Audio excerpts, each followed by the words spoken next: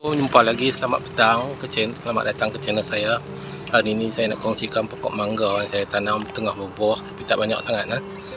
Pokok agak tinggi juga. Dalam pokok ini usianya dalam 15 tahun nah. Banyak saya pangkas. Pokok ini spesiesnya mungkin jenis 6 dok mai.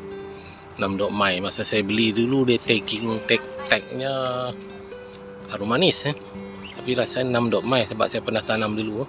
Buahnya lonjong. Oh, banyak ni. Ni tak sampai, saya nak balut tak sampai ni. Okay, kita tengok yang rendah-rendah. Rendah-rendah. Ni. Ha, ni. Okay. Saya nak petik dalam 1-2 untuk makan muda sebab dia buah ni dia ni kalau dia akan busuk. Busuk saya balut dah besar dah. Nampak kuning-kuning, nampak tua dah boleh ambil ni.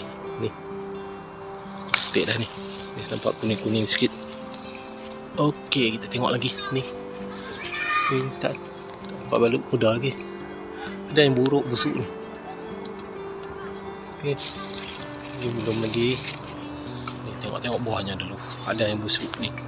Ni busuk ni. Busuk sebelah tengok. Dia busuk tak boleh lah. Ni pun busuk ni.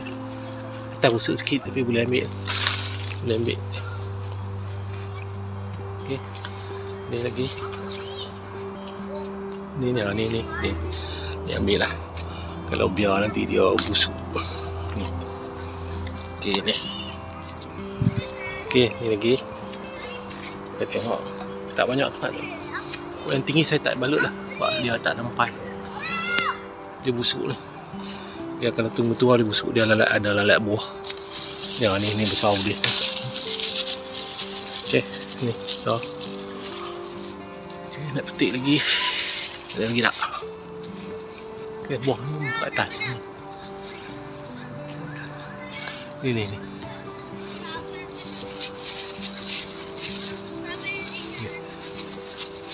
Ni zoom. Ni.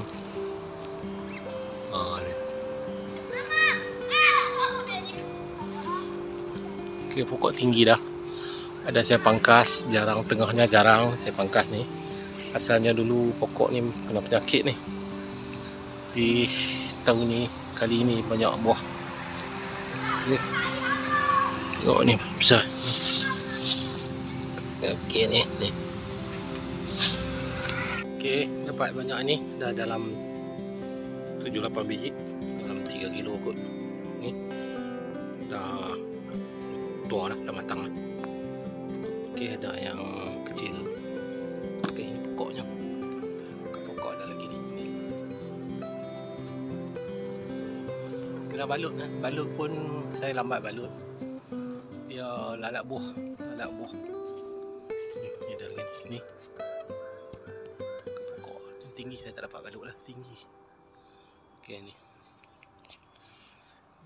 Okey. Ni pangkat lalat. Lalat buah. Ni dah ada kena. Ada kena ni. Banyak lalat buah.